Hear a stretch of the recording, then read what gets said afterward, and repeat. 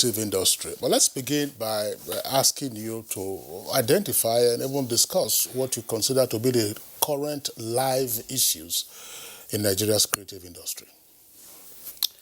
Well, the current live issues in the creative industry, I think, is for us to even define what is creative industry. Because to many people, creative industry is probably just music, film. They've forgotten that fashion is part of creative industry. So also is, beauty and hair.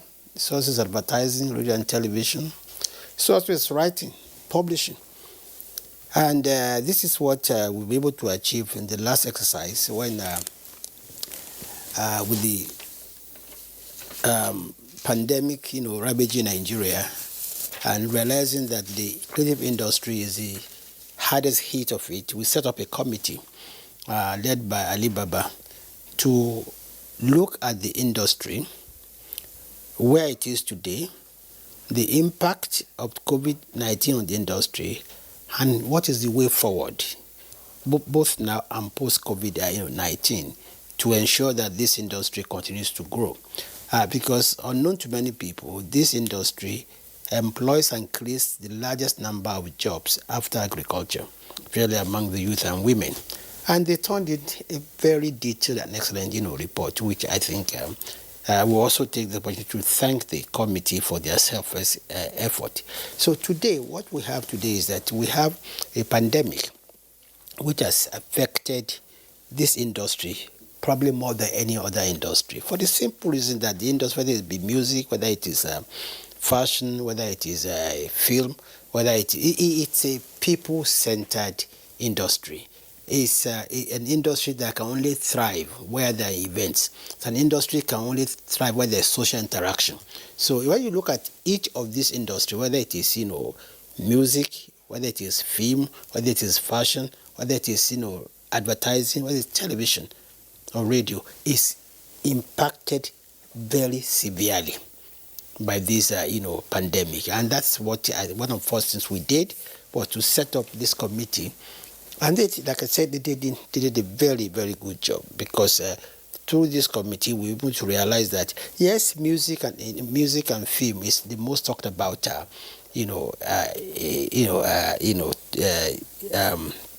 subjects in the industry. But I was shocked to realize that beauty and hair has a turnover about 1.52 trillion naira a year. 1.52 trillion. How? I mean, I was just wondering what did the committee find out with regard? This is a mischievous question, actually. What did the committee find out with regard to the impact of COVID-19 on the beauty subsector of the creative industry? I'm asking this, Honorable Minister. My colleague Juma is already smiling, and she knows why I'm smiling, because I said during the lockdown, the beauty industry was going to be affected because there will be less makeup. I remember that song, "Oh Baby, You Too Rough and Quick," in the 60s was a high life song. Right. And when face mask also came, you cannot be using lipstick and face mask. It's so difficult. Happily, they now brought the face shield, very quickly. Right. So, Honorable Minister, tell us. I mean, let's have a sense of how this has been impacted. Kingsley, yes, Kingsley, I think this is a very serious matter. This industry, apart from bringing about 1.52 trillion, if I'm correct, or 1.2 trillion, employs about 200,000 Nigerians. This industry has about 20,000, companies and direct, companies that are dealing with this, with hair product and beauty product, and they sell about 30,000 hair products every month. This industry also, apart from employing over 200,000 people, these are industries that are, individual, very small individuals, are involved. So it's an industry that is very inclusive and affects many people. But the impact of the COVID-19 is the fact that when there are no events, there's nothing to trigger your going out.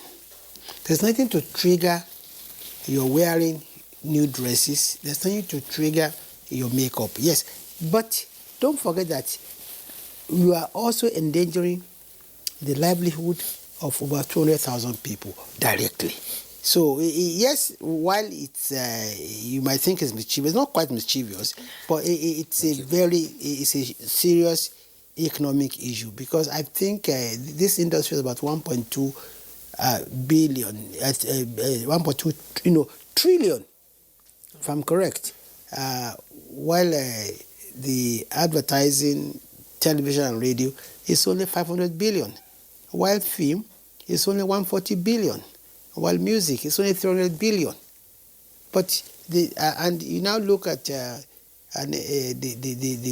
fashion industry, almost 2 trillion. Yeah. And you have the hospitality, the tourism industry, which is, I say, again, about 1.5 trillion naira. So the creative industry cumulatively is very huge and accounts for more than 2% of our GDP. So you've been reading out all these numbers, and since it's thriving, so it's the business is thriving well. Why the repositioning? You see, we have to reposition the industry for many reasons. Not just because of the pandemic, but largely the pandemic was a trigger for repositioning the industry. And I said, we must understand what exactly is the industry. Because even where we are today, the broadcast industry, where we are today is part of the same creative industry. And we've, over the years, and in the last 12 months in particular, we've taken many measures to reposition the industry. The first is what we've spoken about, the committee led by Ali Baba that gave us a very detailed analysis of the industry, where we are, the impact of the COVID-19, and what we're going to do to ensure that we continue to create wealth. The second thing we did as a government was that we set up a task team on advertising. We wanted to get what is a scientific audience measurement system. You see, today, the parameters used are rather quite subjective. Content drives eyeballs. Now, but what we have today, we have a system, because we don't have an authentic scientific audience measuring system. We have a system whereby the television stations and the content creators receive the short end of the stick. For instance, when we were much younger, there was the popular headmaster series, village headmaster series. When it is time for village headmaster, you see every child leaving what he's doing to go and watch this particular content. Now, because advertisers know the number of eyeballs watching this program, they now try and make sure that their products are advertised on this program. Now, but without that content, there will be no eyeball. Without that eyeball, there will be no advertisement. Without advertisement, there will be no sales. Now, but the person who creates that content is not being protected today.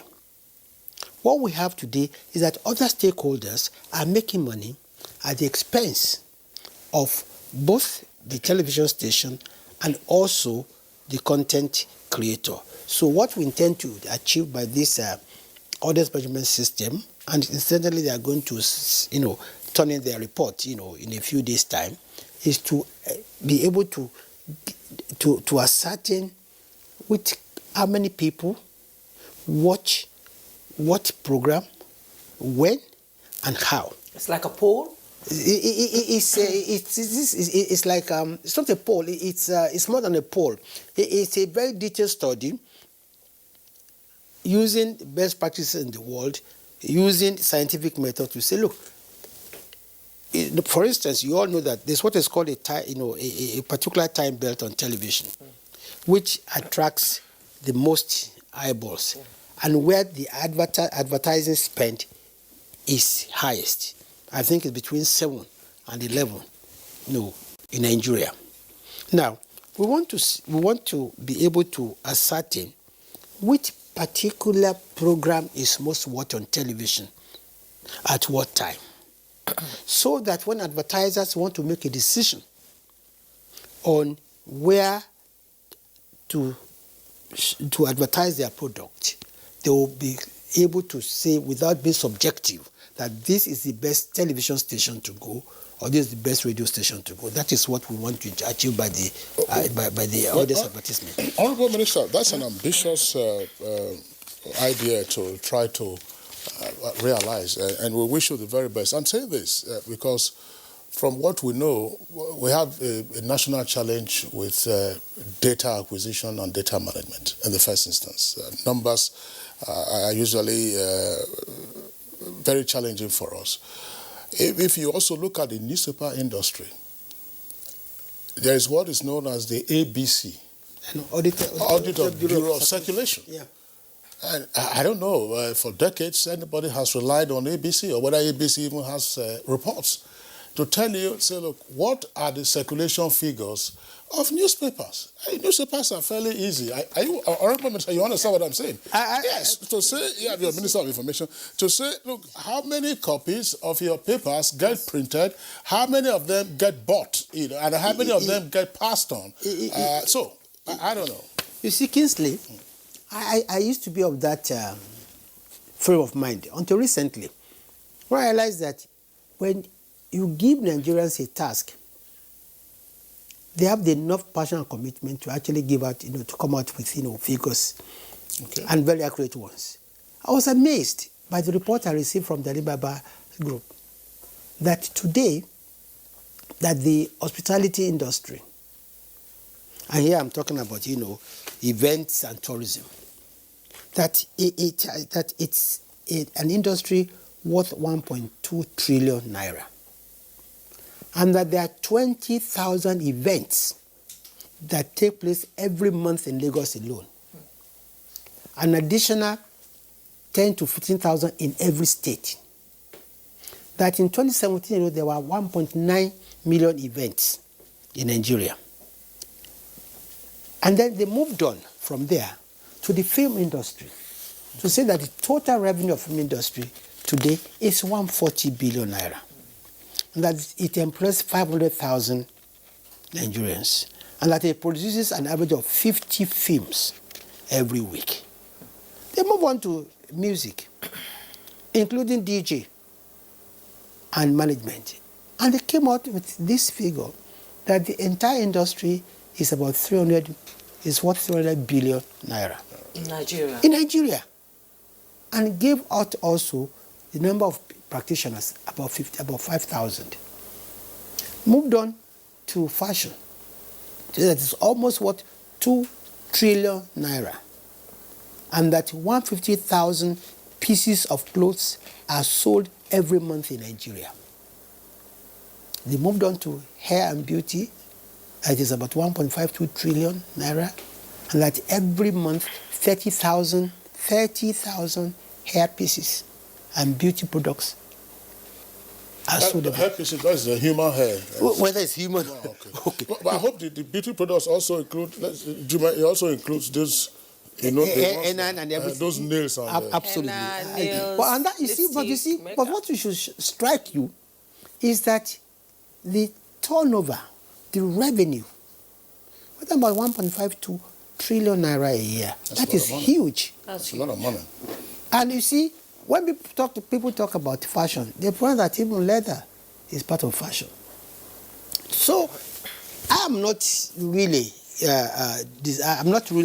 daunted, because I think it is possible we can get these figures. Then, like I said, another thing we did was that, to reposition the film industry, that we reject the broadcast code to stop monopoly and exclusivity. Now, you see, because anywhere you have monopoly and exclusivity, you are going to hamper the growth, especially of the local industry and the local content. I'll come to that later. We also intervened when we saw that that broadcast stations were having problems. We intervened to foster financial sustainability in the industry. That is why we came out, I think on June 2nd of July, with a debt forgiveness for all terrestrial radio and TV stations, giving them a debt forgiveness of 60% of all their debts on condition that they are able to pay the 40% balance within 3 months. In addition, we also, reduced, because we found out that many of them cannot even renew their licenses. So how can they pay in 3 months when there's no market? No, and that is why, you don't forget, some of them have been owing this, debt for more than 5 years. For some, they are unable. For some, they are unwilling. But to assist everybody, we went further to also reduce by 30% the licensing and renewal fees. Now, another thing we did was that we also handed over the National Theatre to the CBN to renovate, put back to its glory days, and at the same time create what is called, a creative center, a creative industry center within the premises. We handed over to them about 142 hectares of land, which they can use, which they intend to use to create a film cluster, a film hub, a music hub, a fashion hub, and an IT hub, all within the National Theatre. But we are not giving them the National Theatre. They are revamping the National Theatre to us. The main bowl, the cinema halls, the banquet hall, the restaurants, the bars. They are going to revamp and upgrade the sanitary facilities, the lighting, the acoustics, plumbing, and give us a brand new National Theatre. Don't forget that for more than 40 years, every attempt to renovate that National Theatre has failed. And the government simply doesn't have the money. So when we saw this opportunity of a private-public partnership, unprecedented, where the CBN with its banker committee ready to intervene with almost 25 billion naira, spend about 7 billion to renovate the National Theatre, and then about 18 billion for facilities, for the hub, for the film industry, for the music industry, fashion industry. We see the opportunity with both hands. This is another thing we have done to, reposition the creative industry. Will this money be paid back? Or is it for free? Or the revamping and everything? How do you pay back the CBN? We are giving that. You see, don't forget we're handing over also prime land to the CBN to develop and build a creative center. So, in return for revamping a National Theatre, we also gave them the fallow land around National Theatre to develop. But you see, for us, it's not, number one, we're not paying back. Okay. Number two, we are not giving them National Theatre. Ownership, major National Theatre remains with the federal government. But when you look at the one-way situation, that we are creating more jobs. And I remember when I met the National Theatre Management and the union, I was able to allay their fear that if anything, this particular move will not only secure your jobs, but will provide you a better environment to work and in particular create more jobs. And we also got certain, undertaking from the central bank that none of these hubs will compete with what, National Theatre offers. In other words, you can't show films there. There can be no exhibitions in those hubs. So you make films there, you come and show them at National Theatre. You record music there, you come and show, show them, or perform them at the National Theatre. So these are some of the steps, we've taken to reposition the industry. But I'm just wondering, just before you proceed further, Honourable Minister, and still on the National Theatre, I've read some reports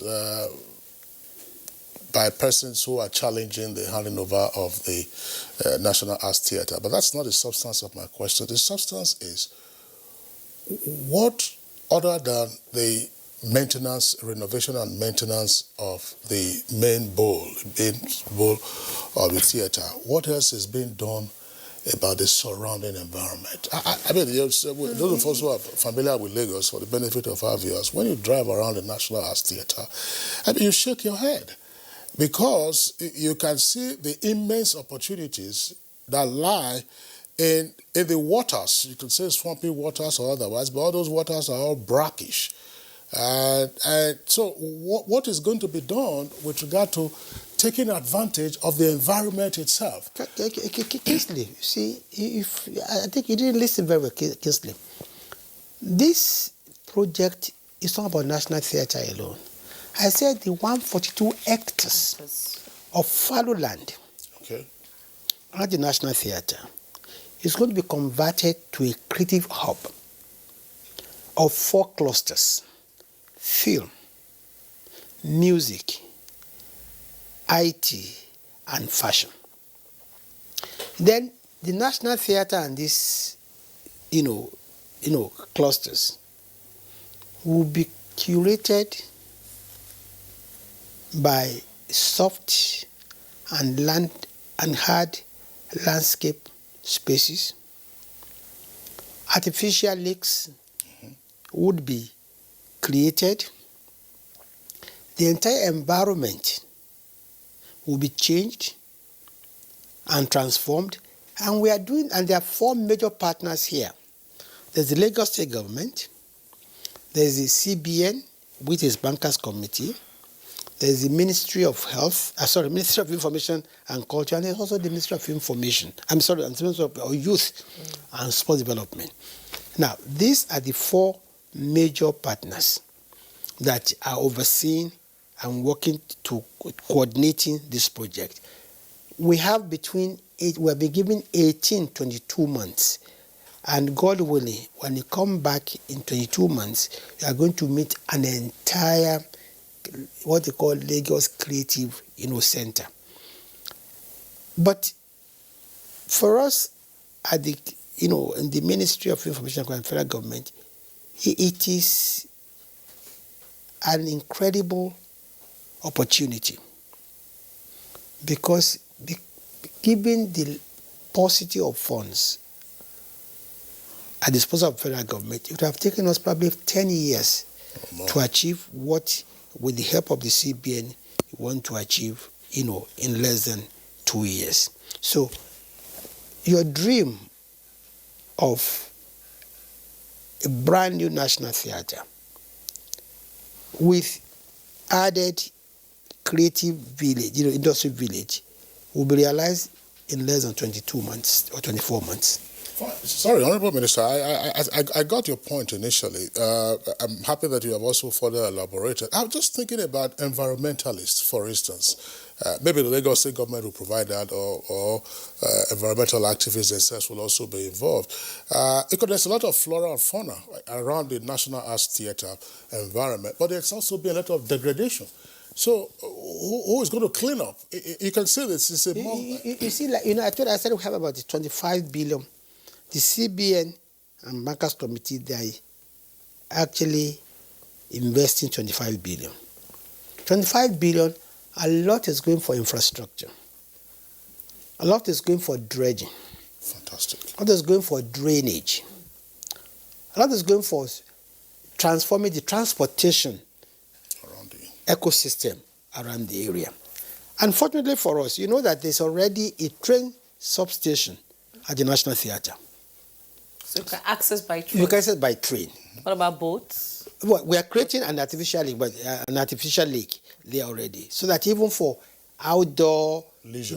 community services. So I wish I'll come back again and come and make a formal presentation. You'll pay for that when you come. Well, you asked for it. It's only fair. You asked for it, and it's for of all Nigerians. Yes, right. yes, exactly. Apart from all these renovations, technology will play a key role in the creative industry post-COVID-19. And as we try to reposition the creative industry in Nigeria, are we ready at the end of the reposition, ready and get to go to be at par technologically with the rest of the world in the area of content? You see, there's no running away from technology. Yes.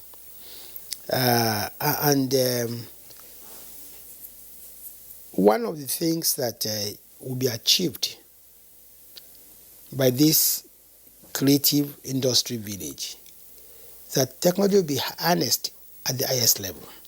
I'll give an example. Look at the fashion industry today, which I told you, employs about, I think about 30,000 practitioners in all over Nigeria. Now, one of the major handicap of the fashion industry in Nigeria is skill gap, lack of proper training, lack of technology. To the extent that the best designer in Nigeria today, most of them, cannot replicate their designs 100 times over or 1,000 times over. What you are going to achieve in that village is a situation whereby you can take your design there, and then with technology, you can reproduce that design, and make it industrial 1,000 times, 10,000 times. Now we are going to have a music hub where instead of going outside the country for post-production, you can get your post-production there. The same thing with the film. And don't forget that I said there's an IT hub in that same creative bit, which would benefit all the other clusters and even the national theatre. So there's no running away from technology, whether you want to, whether it's streaming or whatsoever. And this is where the real money is today. Will our content improve? Absolutely. You see, we have done a lot to improve our content. And that is why you can see that there have been a lot of spurious attacks on the ministry, on the minister, because of the reforms that we have brought.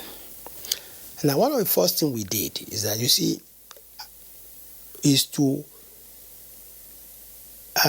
address the issue of monopoly and exclusivity. If you don't address monopoly and exclusivity, you will never be able to grow your local content. Let me give you an example. A manufacturer who sells his products in Nigeria, whose products are consumed by Nigerians, takes $1 million to Brazil to produce a series which will play on the local television here.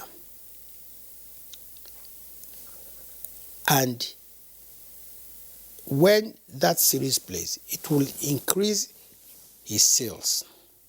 Yet the $1 million is taken to Brazil. Brazilians take advantage of that $1 million to the detriment of the local content producers here. So what we said in our code is that if you do that, we'll penalize you and we'll use that money as part of the fund to train our local producers. 2, we said, henceforth, you cannot go and buy a series or an opera or even rights for sports and refuse to resell to Nigerians. Now, what do we mean? Is that if you go and buy Premier League and a small operator in Nigeria approaches you to resell, you must resell to him. We will not dictate the price at which you are going to resell, but you resell to him at a price to be agreed by both parties. But they said no, that is going to be injurious to our economy, is going to discourage foreign investment. We say it's not true. iTunes, Amazon, Netflix, all started by sub-licensing from other bigger, companies. Companies, yes. If there had been no sub-licensing regime in those countries, there will be no Netflix today. There will be no Amazon today. And there will be no iTunes today. They come again and they argue that what we are trying to do is to favor some people against the others. Say, yes, we want to favor Nigerians. We want to create jobs for Nigeria, for Nigerians. And I asked them, of this amendment to this broadcasting code, which one has offended you? Is it the fact that we say that, one, local contents today, we defined before now, you see, when we said earlier on that if you are going to put any show on the 7 to 11 belt, it must contain local content. Certain percentage of it, yeah. What they did was that they would go and do a film in South Africa, do a film in America, and then put 1 or 2 Nigerians and say they are the producers or directors, and that will qualify for local content. We said no. With this new amendment, location, 75% will be Nigeria. Content, 75% Nigeria, or 70, I can't remember. Directors, producers. Because if we don't grow our own local content, we'll continue to be deprived of the opportunity to grow, and all our money, all resources will go to the other country. And this is only reason why we are being attacked, but we can understand. Change is always resisted. But every country today, where you have this kind of regime, start with regulation. And I want to say here, without any fear of concern, it's only in Africa. The only continent in the world where you have exclusivity and monopoly of content, not as a business model. Anywhere in the world, you can go to UK, you will watch Premier football on any channel. It's not just one channel that you can watch a Premier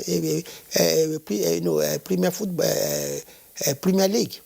So this is what we are trying to achieve, and we keep telling them that they must understand that the advertising, you see, all products all productions are funded either by advertising or by products. But these products are consumed in Nigeria. So why must you go elsewhere to go and make the films, to make the content when we can get the content in Nigeria? Are you saying that a country like Nigeria that has produced Nollywood, Afrobeat is incapable of producing any series?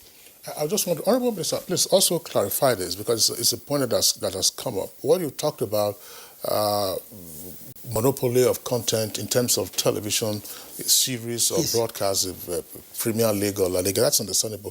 What about advertising? Advertising, location, artists, producers and directors, these things are often done offshore and then brought in, and you find them on your screens. So I would like you to also speak to this. Are we going to have a change regime in that on account of what we are seeing already with the broadcast? See, Kingsley, this is precisely the problem.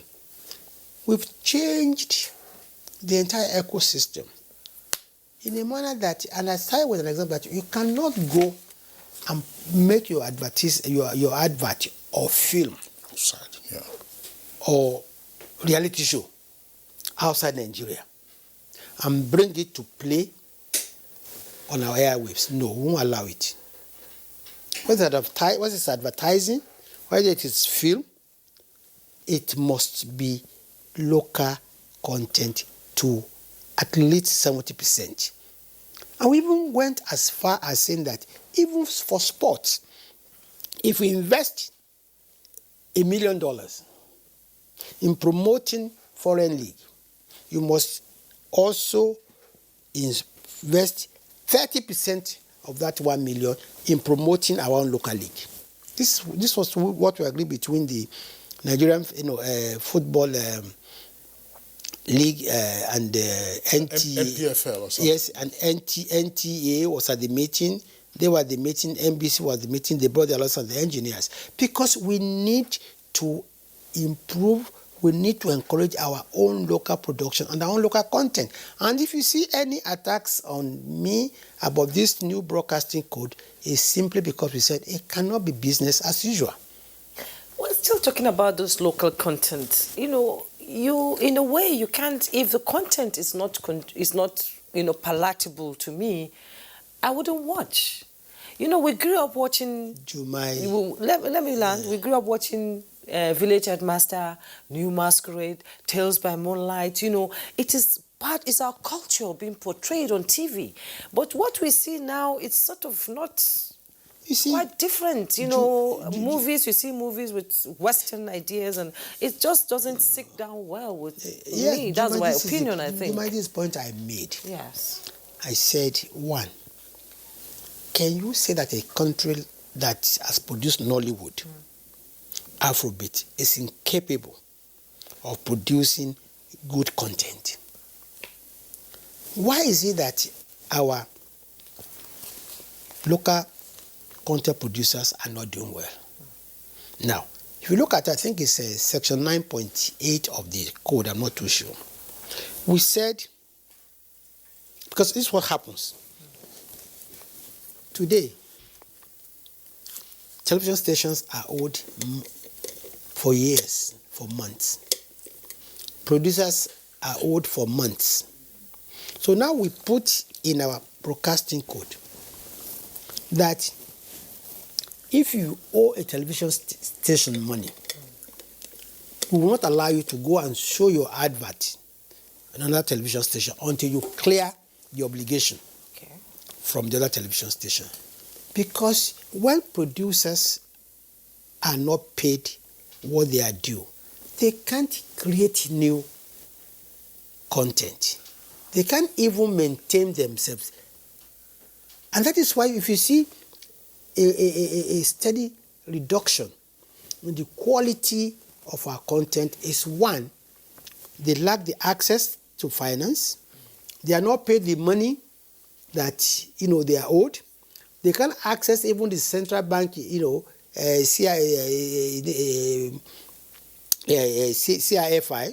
Creative Incentive, Financial Initiative. They can't access it because central bank is not a grant. The money is put there by central bank. You apply, they ask you to go to your bank. Your bank will look at your profile, will look at your portfolio. You cannot even show them a steady stream of revenue.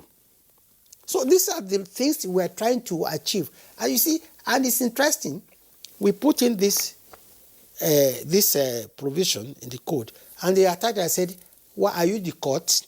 Why, if anybody owes money, let him go to court. But when the CBN, a few weeks ago, made a regulation that if you owe Bank A, and you have an account in Bank B, we deduct your money from Bank B. Nobody said anything. We discussed that on Good Morning And Nigeria. that is exactly global standard instruction. That's exactly what we're trying to achieve. That you don't kill NTA and go to AIT. And go to AIT. Also. Kill AIT and go to Channel. No. We as the regulator, as NBC, we have a responsibility to these stations. Because if they kill them, they will not be able to pay us their own license, our own license fees. Honourable Minister, look, this is, in a sense, when you drill down to what you're talking about in terms of the revised broadcasting code and what is inherent in it, there's no question about it that you have potentially game changers for the industry in terms of also broadening local content, creating jobs, and then fortifying our culture ultimately. But what is the enforcement mechanism? What is enforcement mechanism? Because as you very well know, our challenge is not a shortage or inadequacy of laws, but often enforcement. So that when one or two persons who default get the sanctions meted out to them, there will be a lesson to others. But when nothing happens, if it's a slap on the wrist, everybody relapses. So it says, oh, no, don't mind. So how do we ensure that this is enforced strictly and there is no political interference or intervention? You see, Kingsley, one of the reforms we did was that we realized that some of the fines today are so insignificant that television stations, radio stations will just go ahead and breach the law. Let me give an example. Is that there's a law on the broadcasting code against incitement, against hate speech and indecency. But how much is it? 500,000 naira. So if I want to incite people, I want to preach hate speech, I go and give a television station an advert that is inciting. And the television says, no, if you give me this advert, I can't take it because I'm going to pay a fine of 500,000. He said, don't worry, I'll give you 1 million naira extra. So the television stations will carry it. What we have done is that we have increased that fine from 500,000 to 5 million in the new broadcasting code. And if after 3 infractions, we suspend your license. And we are waiting for the first offender. And I'm monitoring this very well. But there's one in the pipeline that I'm waiting for. No, letting the cat out of the bag. No.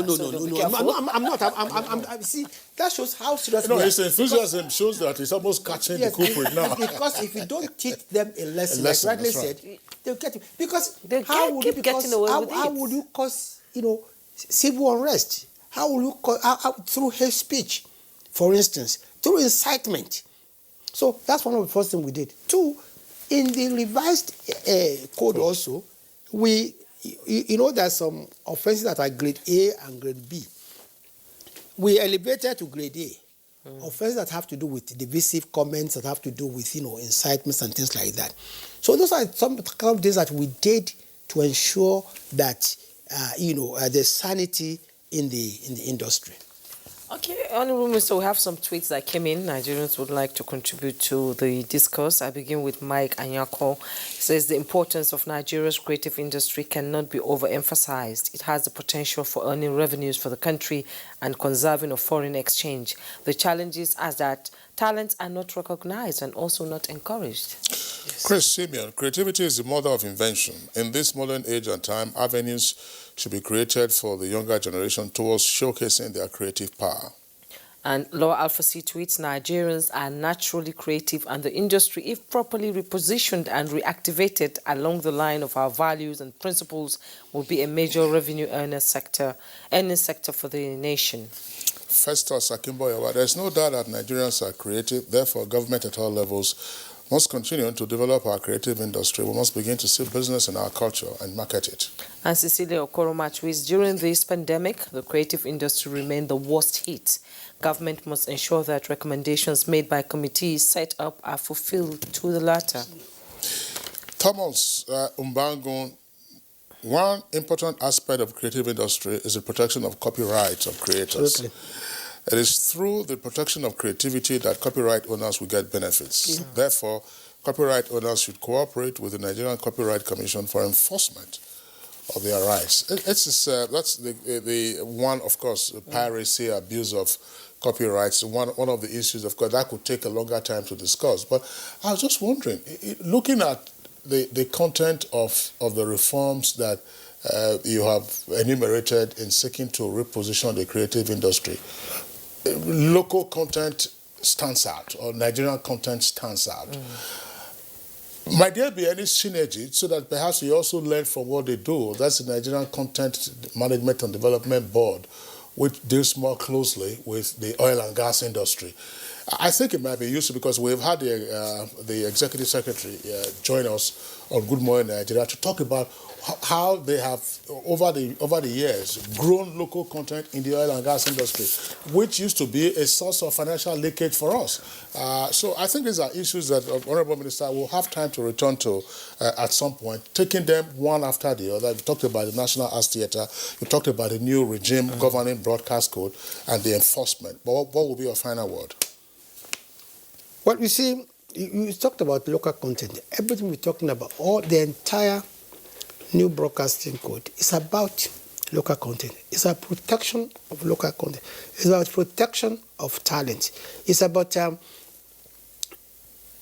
protecting even intellectual property. Because when the committee, turned in their report, what we found is whether it is fashion, whether it's music, whether it is film, whether it is even beauty, advertising, each of them suffer from lack of protection of their intellectual property.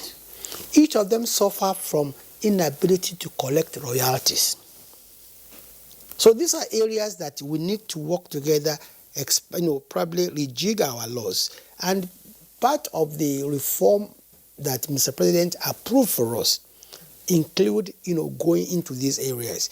But the first place to start is what we call the low-hanging fruit, which I think that we can actually, enforce in the areas of local content. And that is why if you see today that, there's so much, uproar about the new, broadcasting code, as if it is new. There's nothing new. So for some of the things that we put in this broadcasting code are already in the Copyright Act. The fact that if you buy a right, you must resell to other people that want it. But don't forget that even this right, you have the first exclusive use of it. And if nobody asks for it, you don't have to sell it. But if they ask for it, you must sell at a price which is, agreeable to both. And what is called sub-licensing. You see, let me tell you what this monopoly does again. You see, when you allow a healthy regime of sub-licensing, then even the owner of the content and the producers also have a new stream of revenue. Whereas what happens now is that, you have a beautiful series, you sell it to Kingsley. Kingsley buys it, and he says, and also buys your right to sub-license. In other words, once he buys it, you have no right to sell to any other person. But when Kingsley buys it, he can sell to another person. And he deprives you of that royalty and that money. So this is why we see the kind of resistance that is coming, because we are trying to reposition the industry in a manner that is going to benefit everybody. Unfortunately, even those for whom we are working, they have been so confused by the critics that they are also attacking us. Attacking you. Not knowing that most of this we are doing is for their own benefit, including broadcast houses. I mean, when we say if you owe television A, don't go, you won't allow you to advertise television B. They tell us that, are you the court? If I owe television A, let television A go to court and charge me to court. But if we say no, the industry will not grow that way. But unfortunately, even those we are protecting are the ones that are most vociferous in attacking us, because there's a lot of money, you can see from the figures I've read out, there's a lot of money in this industry, a lot of money. But it's not going back into the industry. No, it's not going back. It's not going back. As we said, Honourable Minister, we'll have the opportunity of interrogating the sub-issues arising from what you have indicated in terms of repositioning the creative industry as elaborate as it is. So it's on that note, we'd like to thank you for being with us on Good Morning Nigeria today, and we'll see you sometime soon. All right. Thank you. Thank you. It's Good Morning Nigeria, reaching you on the network service of the Nigerian Television Authority. We're taking a short break now. When we return, we'll be dealing with another topic, which is the resumption of train services on the Abuja-Kaduna route. As a strong immune system increases the chances of victims surviving COVID-19, a corruption-free society creates opportunities for citizens to thrive and prosper. Build your immunity. Stop corruption now. Report all acts of corruption to ICPC on this toll-free number 0800 2255 4272. This message is brought to you by ICPC and NTA. We have observed the lockdown. We have practiced the measures in order to curb the spread of the virus, but we can do better. The coronavirus spread is increasing daily, and only together can we cut down the numbers and defeat the spread of the virus. Remember, COVID-19 is not a death sentence, and a recovered patient cannot spread the disease. Do not stigmatize. Do not hesitate to report any case or if you have come in contact with anybody that has been infected with COVID-19. If you have cough and fever, please stay at home and call your state hotline. Find state numbers at www.covid19.ncdc.gov.ng. Remember, it is for your own good and for the good of every Nigerian. Let us do better and defeat the virus. Together, we can do this. This message is brought to you by the Nigerian Television Authority, NTA, Africa's largest television network.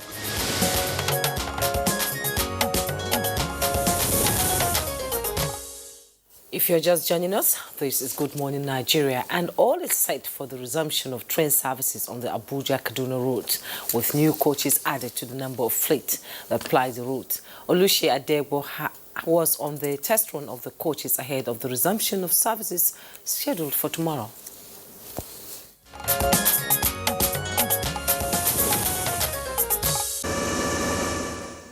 For 4 months, these ambience were silent as COVID-19 altered train services on the 186.5 kilometers Abuja-Kaduna route.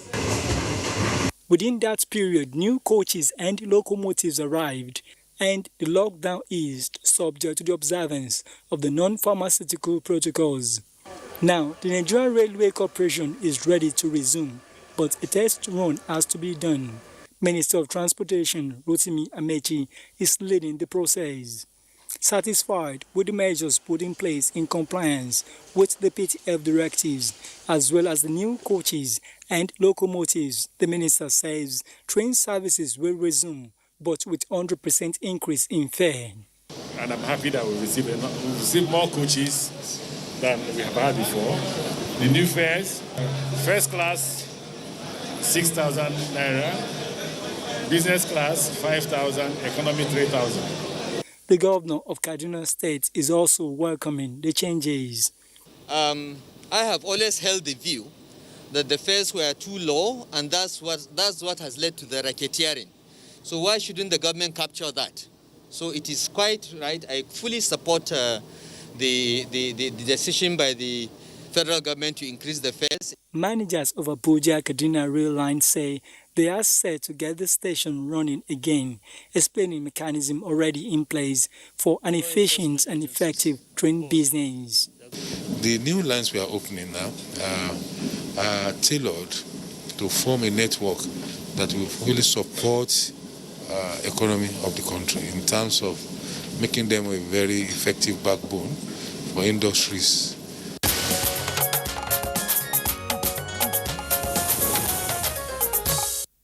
All right, thank you very much, Olushaya, for that background there. We have to discuss this issue with us. Joining us via Skype from Lagos is Engineer Fidet Ohiria, who is Managing Director of the Nigerian Railway Corporation. Engineer Fidet, via Skype from Lagos, thank you for being with us this morning. Good morning. All right, and here with us in the Abuja studios, we would like to welcome a regular guest on Good Morning Nigeria on transportation issues. Mani Ochubojo is a lawyer and transport analyst. Mani, pleasure to have you with us. Thank you very much for having me. Good morning, Nigeria.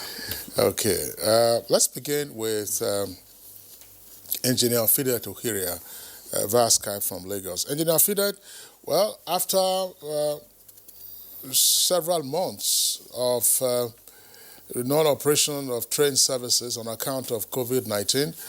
You are due back to resume on the Abuja-Kaduna route.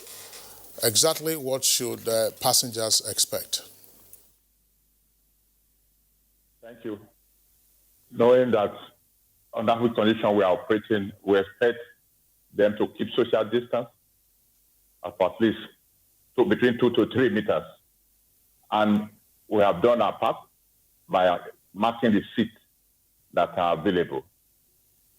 For the business class, that used to be 56 persons, will be taking 28. That's only the window seats are expected to be occupied by the passengers. While the 88-seater coach will take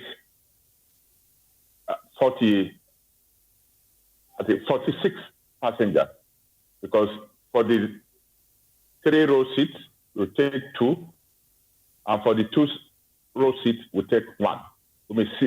We have 60% occupation, and we expect our passengers to wear a face mask and come with your hand sanitizer. Why do we say so? Because the volume of traffic we carry, let's say 5,000 persons per day. If we buy sanitizer, which means the cost, we may not be able to buy fuel to provide the service. So we are advising our passengers to come with the small hand sanitizer that is quality and qualified to be used, alcohol-based. It's only when you have your nose cover and hand sanitizer you can come close to the station. And we start checking right from the car park. And starting tomorrow, we are still going to operate our normal 8 round trips, because we have to train the new rolling stock has come by the suppliers. The 2 locomotives and 8 coaches are already at Abuja. We try run it with the Chinese driver on it on Saturday to our Kaduna and back. And we are planning so that, because the Chinese are so scared, they are afraid to come out, so that we can have, if possible, have back-to-back training, because it's not a new thing. Our drivers are already at it, but they have to show them the respective places where they now have the instruments and equipment to operate the locomotive. So we are giving 2 weeks for that, and why we are so pressing them to come, so that we can move the DMUs, because it's more sophisticated, from Papalan to Abuja. And we are hoping that within the next 10 days, when the manufacturer of the DMUs have undergone their quarantine period, they will come out, hand over to us in Lagos, then we will move it to Abuja. It's only then we will increase from the 8 trips to 14 trips per day. Thank you. So I'm still staying with you, talking about measures being put in place to ensure that passengers comply with the COVID-19 protocols, in view of the fact that most of these passengers are highly placed, and they are individuals who have been accused of breaking protocols. The aviation industry has been complaining of, breaking protocols by highly placed people. How will that measure be imposed in the rail area? Okay, we are deploying more policemen among civil defense, man of war, and St. John Ambulance to the train. And you can only access getting to the station hall to talk of boarding. So without you, the police will be there to enforce it strictly. And even inside the train, we have asked the guards of the train, anybody that are pulling down his face mask, he has a right to stop the train. Call the driver on your radio, ask him to stop, and the police will drop, whether in the bush or in the station, they will drop that person, because we can't afford to risk our life. If you protect yourself, you are protecting others.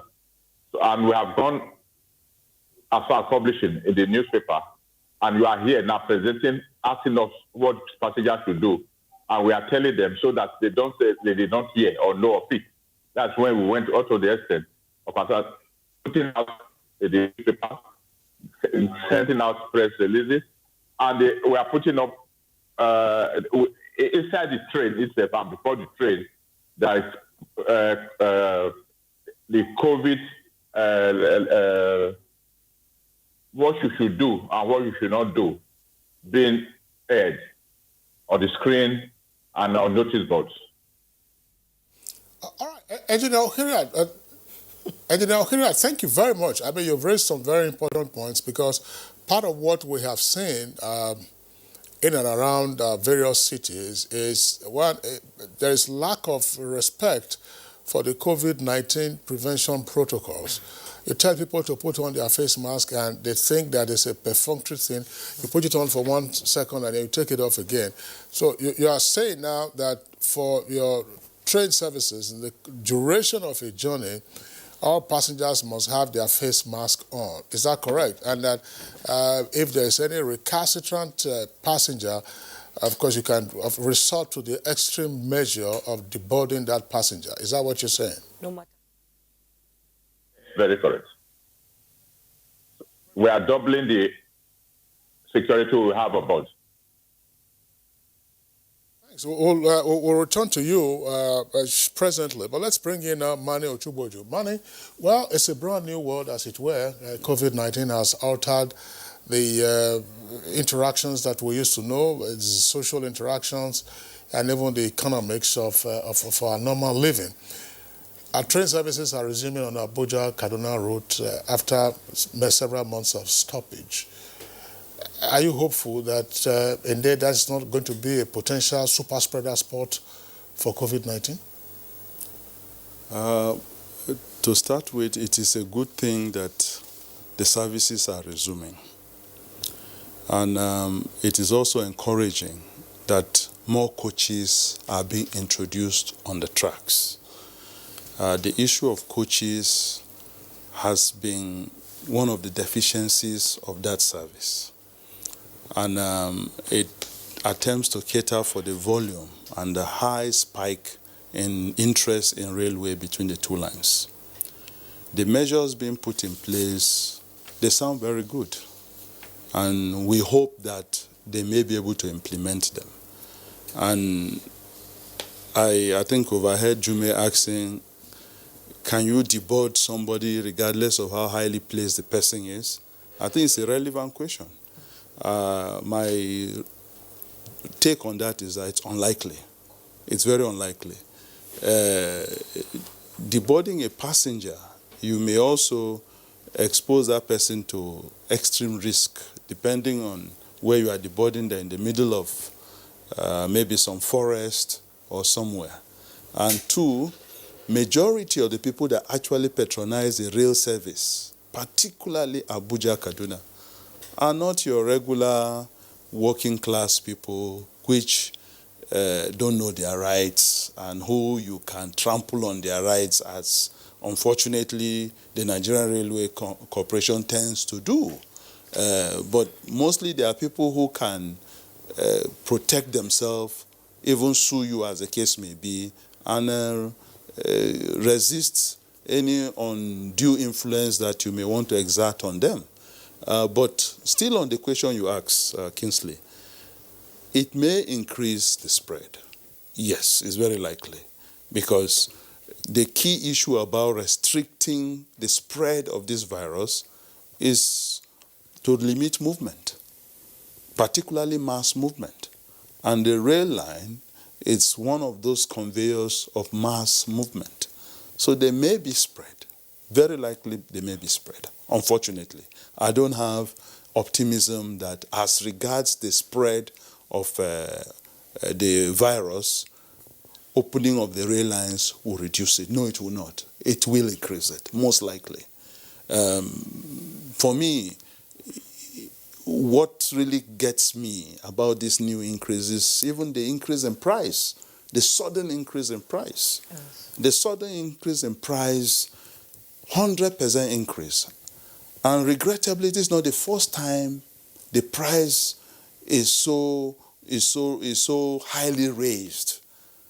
I recall, I think 2017, FIDET was addressing the issue of sudden hike in price. Almost 60-70% hike.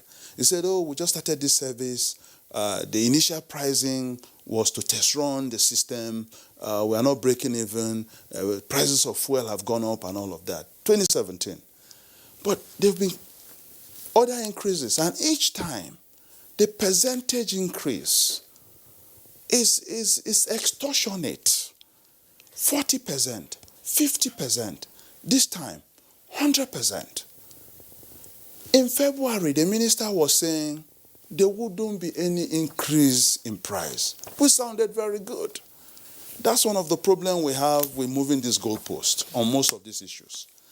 The price was not raised in February because the minister is interested in the poor man, which is excellent. And the minister understands that passenger service is really a public service obligation issue, where you don't make profit per se, you provide public utility services. And in July, we are raising the price, not 10%, not 20%, but 100%. It also brings the issue of the methodology we apply in fixing tariffs in Nigeria. And in the midst of COVID-19 pandemic, yes, where there should be palliatives. Bringing down their, even MTN, others were even giving free text messages, palliatives here and there. Nigerian Railway Corporation is not giving any palliative to the average man. Even the structure of the rail line from Idu to Rigasa alone, it excludes the ordinary man anyway. It's not inside Abuja. If you look at the structure, it's costly for the average man to go all the way to Idu to join the rail. You get to Kaduna, you're not even entering Kaduna, they're taking you outside Kaduna. So you see the additional cost for the average man, the working class man, and the masses. And if the rail service neglects their public service obligation to the working class, they're already failing anyway. And it's an abuse of monopoly position, ab initio. It is such issues that also come with this hike and this opening of the service. A whole lot of issues are embedded in it, besides corona. And not giving palliatives, really, it's not a welcome thing. And they have the powers to reduce it anyway. Oh yes, the Act, the Railway Act of 1990, it still has this old administrative military decree thing embedded in it that gives you power to raise the fare, reduce the fare, increase it for a period, lower it for a period, reduce it for an individual or for an occasion or for a company. You know, wide powers, which in each line of those rules, it says, as the corporation deems fit, or as the minister deems fit. You can see that draconian military mentality or colonial throwback in that legislation. So it's still there. FIDET is here. He can, as he deems fit, reduce the price tomorrow. Okay, now FIDET is there. He's watching, you see there on the left side of the screen. Engineer FIDET Uhira, I would like you to respond to the issues raised by Mani Ochuboju, particularly with regard to the increase in fares. Okay, thank you, my friend. You see, we know the problem we face with mass movement. And this price increase is as a result of not only reducing the number of passengers that will be able to use the train, but we want to discourage the influx of passengers because we have to protect our lives from the COVID-19 issue. So this price that has been done is just for us to be able to, we are not doing it to make profit because government is supposed to provide service through the rail, and that's what we are doing. We are doing this, that is to discourage the influx of people and at the same time be able to buy the diesel and lubricant to provide the service. When we started, we were not able to make 1/3 of the revenue that we deploy in operation. But gradually, we got to break it even in the cost of operation. And now that we are reducing the number of people we can carry, it's still the same cost and even higher, because you now have to provide more security on train. You have to provide the thermometers. You have to provide the instructions for people to queue. It's going to cost more. So it's either we provide the service to be able to meet the cost of providing the service, or we will stop, and the infrastructure that are in place will go down. So we are now saying, okay, for this period that we are running, have the capacity of the train, what do we do to be able to even buy the diesel to operate it? Do we go back to government and say add more, or alternatively we say, okay, let's stop the COVID is over, but nobody knows when the COVID will be over. So that's why the government, through the recommendation of the management, got it approved, and we hope by the time, if COVID will ever go, we will come back to our normal prices.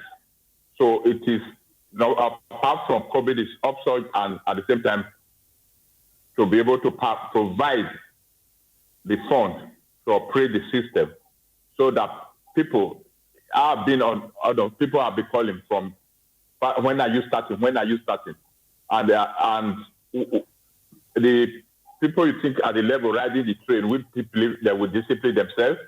They know the bad and the good, and they know what the impact of COVID-19 will have on their lives. So we will not wait for them to enter the train before we start telling them what to do. We will tell them what to do before they get the ticket and before we allow them to board. And when they board, we ensure that they are monitored to ensure that the face cover is properly worn. I will ask them to please, I will plead to Nigerians to bear with us on the increase in price, because it's part of curbing the spread of COVID and at the same time able to operate the system. Thank you. I'm still going to stay with you. The last time you were here on Good Morning Nigeria, we discussed about ticketing points and, introducing electronic ticketing for the rail line. Where are you on that? Okay. The last time we mentioned about the approval by the SEC, and eventually during the COVID, we were able to do virtual meeting with NIDA, and they have given their certification, and the equipment need to be imported by our partner, and is working on that seriously. This week, his engineers will be on Abuja, Kaduna, doing the preliminary, what they can do right now. So the barriers and whatnot have to be put in place. We are hoping that within the next 2-3 months, we'll be able to deploy the electronic fare system on the Abuja Kaduna rail service, while we are also planning.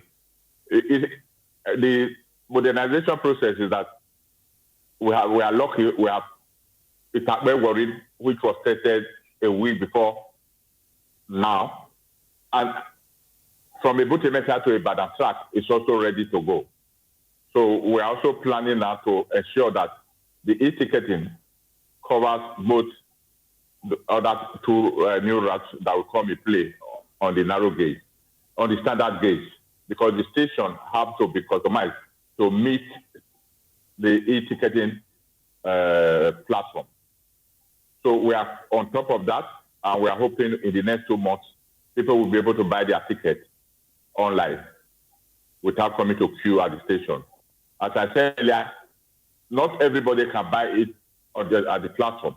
Even when at the airport, people, you still go to the airport to buy your ticket. So we are not closing the station's point of sale, but it may be the electronic sale at the station, unlike the hard copy. All right, Engineer Fidel, very quickly, you talked about the new cost centers for the operation of the train services, namely more security personnel on board to ensure compliance with COVID-19 protocols and what passengers themselves are supposed to come with. their face masks, hand sanitizers. Are we likely to see your own officers who will from time to time decontaminate the coaches? Because in places where you have trams running, that's to say for urban services, you find the decontamination exercises going on from time to time because people are boarding and deboarding. Are we seeing that, or just relying on passengers maintaining their own safety protocols? The protocol will be observed by our staff. At least we will provide the safety wears for them because they have staff. We will provide the hand sanitizer and nose cover for them. And we ensure that they fully comply because they have to lead by example. So the Railway Corporation is going to provide for the staff and the security people that will be on board. All right. And Mani Ochuboju, very, very briefly, we're talking about how to also ensure that the coaches themselves are not carriers of the virus. Are you satisfied with what Engineer O'Hara just said? Because I see this happening. Trains are being decontaminated. It's not large scale usually, but you just find the hand spray is there, and then somebody comes, cleans it up. Of course, the person wears, the cleaner wears the PPE, which he or she disposes of, because people are coming on board and also deboarding. It is not encouraging. It is not. Though the services have not started, but we want to give them the benefit of doubt that when it starts tomorrow, they will decontaminate on a regular basis and vigorously and intensively so that other persons using their service are also safe. And also, it does not become an active vector that will be carrying this virus from one city to another. You know, in addition to the e-ticketing mentioned, I think we should also keep in mind the issue of scanners to enhance safety and security in the train stations. Those are issues that have been completely neglected in the planning and in the operations of the rail line thus far, whereby anybody can carry any improvised explosive device onto the train without being spotted. And that is a serious issue that they should consider. Okay, thank you so much, Mr. Mani Ochuboju, transport consultant, a lawyer and transport consultant. Thank you so much for your input on Good Morning. It's been a pleasure having you as always. Pleasure. And we also like to thank Mr. Fidet O'Hara, Managing Director, Nigerian Railway Corporation, NRC. He joined us from via Skype. Thank you so much for your input on Good Morning Nigeria. Sports Update is next. Glasgow Rangers are interested in bringing Super Eagles forward Josh Maja to the Ibrox this summer, according to reports. The Jazz are ready to open